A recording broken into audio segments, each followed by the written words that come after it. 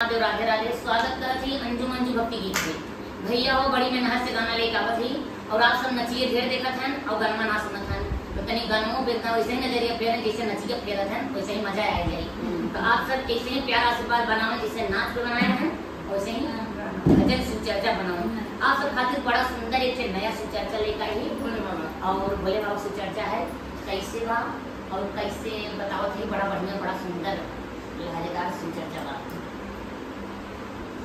हरि भांग ना पिसाई हमसे, भांग ना पिसाई हमसे, लोढ़ा ना खाई मोई कलाई बतता, हे मोई कलाई बतता, बोला लाठी ले नगाई मोई कलाई बतता, बोले लाठी ले नगाई मोई कलाई बतता, बोले लाठी ले नगाई मोई कलाई